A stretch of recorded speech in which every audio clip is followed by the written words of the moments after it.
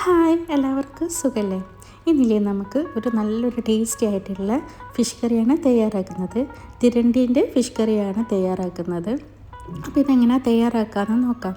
അതിന് ആവശ്യമായിട്ട് ഞാൻ നല്ലോണം തിരണ്ടി മീൻ കഴുകി വൃത്തിയാക്കി മാറ്റി വെച്ചിട്ടുണ്ട്. ഒരു 1/2 കിലോ ഉണ്ടാവാൻ ചായൻ്റെ അത്ര കഴുകി വൃത്തിയാക്കി മാറ്റി വെച്ചിട്ടുണ്ട്. ഇനി അതിനാവശ്യമായിട്ട് ഒരു കൈപ്പിടി കറിവേപ്പില എടുത്തിട്ടുണ്ട്. ഒരു 1/2 കഷ്ണം മാത്രം ഒണിയനാണ് എടുത്തിട്ടുള്ളത്. ഒരു 1/2 കഷ്ണം ഒണിയൻ ചെറുതാക്കി അരിഞ്ഞ് മാറ്റി വെച്ചിട്ടുണ്ട്. ഒരു 3-4 അല്ലി വെളുത്തുള്ളി, 2 ചെറിയ പീസ് ഇഞ്ചിയും എടുത്തിട്ടുണ്ട്. ഒരു വലിയ പഴുത്ത തക്കാളിയും 3 പച്ചമുളകും. ഇത് ഒരു നെല്ലിക്ക വലുപ്പത്തിലുള്ള വാളംപുളിയാണ്. അത് ചുടുവെള്ളത്തിലിട്ടിട്ട് ഒന്ന് മാറ്റി വെച്ചിട്ടുണ്ട്. 1 കപ്പ് വെള്ളത്തിലാണ് ഇത് ഇട്ട് വെച്ചിട്ടുള്ളത്. ഇനി നമുക്ക് ചട്ടി ചൂടാക്കാൻ വെക്കാം. ഒരു മൺചട്ടി അടുപ്പിൽ വെച്ചൊന്ന് ഞാൻ ചൂടാക്കാൻ വെച്ചിട്ടുണ്ട്. ഇനി നമുക്കില്ലേ ഉള്ളി വഴറ്റി കിട്ടാനും പാകത്തിലുള്ള വെളിച്ചെണ്ണ ഒഴിച്ച് കൊടുക്കാം. ശേഷം ഒരു 1/4 ടീസ്പൂൺ മാത്രം ഉലുവ ചേർത്ത് കൊടുക്കാം. ഉലുവ ചേർത്ത ഉടനെ തന്നെ ഇഞ്ചി വെളുത്തുള്ളിയും ചേർത്ത് കൊടുക്കണം. ഉലുവക്ക് കൂടുതൽ സമയം എടുക്കുമ്പോൾ ഉലുവയൊക്കെ ഒരു കയ്പ്പ് രസം വരും കറിക്ക്. അതുകൊണ്ട് ഉലുവ കൂടുതലും മൂത്ത് പോകരുത്. ആ സമയം തന്നെ ഇഞ്ചി വെളുത്തുള്ളിയും ചേർത്ത് കറിവേപ്പിലയും ചേർത്ത് ഒന്ന് ജസ്റ്റ് ഒന്ന് വഴറ്റി കൊടുക്കാം. ആ ഇഞ്ചിൻ്റെ വെളുത്തുള്ളിൻ്റെ ഒക്കെ ആ ഒരു പച്ചക്കുത്ത് മാറുന്നവരെ ജസ്റ്റ് ഒന്ന് സോട്ട് ചെയ്ത് കൊടുക്കുന്നുണ്ട്.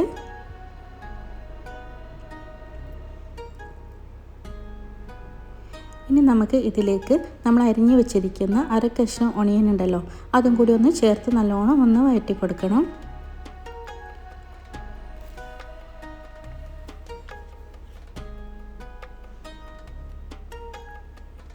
ഇനി ഉള്ളി ഒന്ന് പെട്ടെന്ന് വാടി കിട്ടാൻ വേണ്ടിയിട്ട് ഒരു 1/4 ടീസ്പൂൺ മാത്രം ഞാൻ ഇതിലേക്ക് ഉപ്പ് ചേർത്ത് കൊടുക്കുന്നുണ്ട്. ബാക്കി കുറച്ച് കഴിഞ്ഞിട്ട് പാകത്തിനുള്ള ഉപ്പ് കുറച്ച് കഴിഞ്ഞിട്ട് നമുക്ക് ചേർത്ത് കൊടുക്കാം. അപ്പോൾ ഉള്ളിയൊക്കെ അത്യാവശ്യം നല്ലോണം വാടി കിട്ടിയിട്ടുണ്ട്.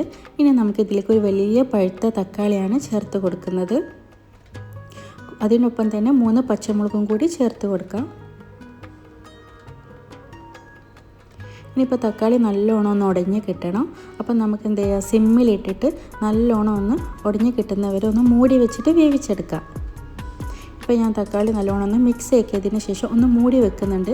ചെറിയ തീയിലിട്ടിട്ട് ഒന്ന് വേവിച്ചെടുക്കാം. ഇത് ഈ സമയം കൊണ്ട് നമുക്ക് ഇതിന് വേണ്ടിയിട്ടുള്ള പൊടികൾ തയ്യാറാക്കാം. ഒന്ന് ചൂടാക്കിയതിന് ശേഷം ഒന്ന് ഫ്ലെയിം വളരെ ചെറിയ തീയിലാക്കണം. ചെറിയ തീയിലാക്കിയതിന് ശേഷം ഒരു 1/4 ടീസ്പൂൺ മഞ്ഞൾപ്പൊടിയും 2 ടീസ്പൂൺ മുളക് പൊടിയും, ഇത് കാശ്മീരി സാദാ മുളക് ഒരുമിച്ച് പൊടിച്ചെടുത്തതാണ്, 3 വലിയ ഒരു ടീസ്പൂൺ തന്നെ നിറയെ അങ്ങനത്തെ 3 ടീസ്പൂണ് മല്ലിപ്പൊടിയും കൂടി ചേർത്ത് ഒന്ന് സിമ്മിലിട്ടിട്ട് ഒന്ന് മിക്സാക്കി കൊടുക്കാം. ജസ്റ്റ് ഒന്ന് ആ പൊടികളൊക്കെ ഒന്ന് മൂത്ത് കിട്ടുന്ന വരെ മാത്രം മതി. ഒരു 2 മിനിറ്റ് വളരെ ചെറിയ തീയിലിട്ടിട്ട് ഒന്ന് മിക്സാക്കി എടുക്കണം. പൊടികൾ ഒരിക്കലും കരിഞ്ഞു പോകരുത്. അതുകൊണ്ടാണ് പറയുന്നത് ഫ്ലെയിം വളരെ ചെറുത് ആക്കിയിട്ട് വേണം പൊടികളൊന്ന് മിക്സ് ചെയ്യേണ്ടത്.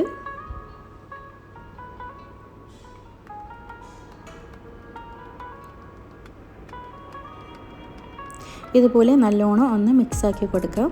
ഈ സമയം കൊണ്ട് നമുക്ക് തക്കാളി ഉടഞ്ഞിട്ടുണ്ടെന്ന് നോക്കാം.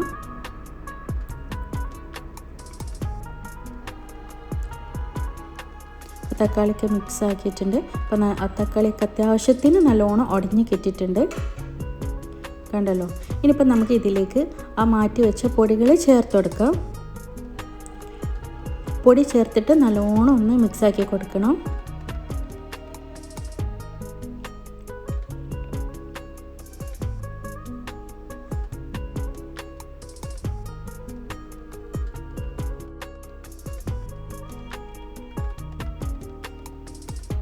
ശേഷം നമ്മൾ പുളിവെള്ളം ഉണ്ടല്ലോ അത് ഇതിലേക്ക് ഒഴിച്ച് കൊടുക്കാം.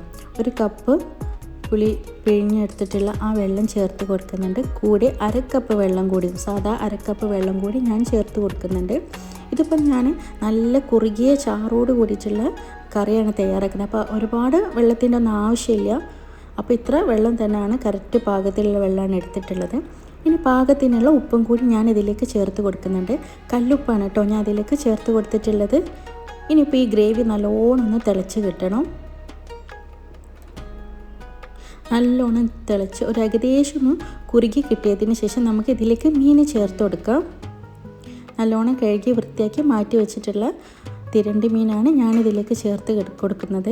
ഇതുപോലെ തിരണ്ടീൻ്റെ ഈ ഫിഷ് കിട്ടുന്ന സമയത്ത് നമുക്ക് ഇതുപോലെ മസാലക്കറിയൊക്കെ ഒന്ന് വെച്ച് നോക്കേണ്ടത്. നമ്മൾ തേങ്ങ അരച്ച കറി വെച്ചാലും ഇതുപോലെ മസാലക്കറിയൊക്കെ വെച്ചാലും നല്ല ടേസ്റ്റാണ്. ഇതൊരുവിധം നമ്മൾ ഈ സ്രാവിൻ്റെ ഒക്കെ ഒരു വകപ്പെട്ടിട്ടുള്ള ഒരു മീനാണിത്. പക്ഷെ നല്ല ടേസ്റ്റാണ്. ഇതുപോലെ ഇങ്ങനെ മസാലക്കറി വെച്ച് കഴിഞ്ഞാൽ നമുക്ക് ഈ ചോറിൻ്റെ കൂടെ ഈ ചപ്പാത്തിൻ്റെ കൂടെയൊക്കെ നല്ല കോമ്പിനേഷനായിട്ടുള്ള ഒരു കറിയാണ്.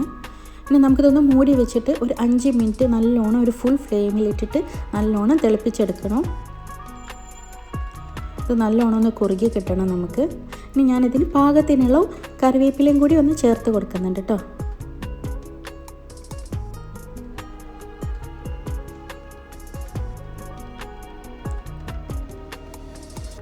ഇനി ഒന്ന് മൂടി വെച്ച് നല്ലോണം ഒരു 2 മിനിറ്റ് നല്ലോണം ഇതുപോലെ ഇങ്ങനെ കുറുകി കിട്ടുന്നവരെ ഒന്ന് വെയിറ്റ് ചെയ്യാം.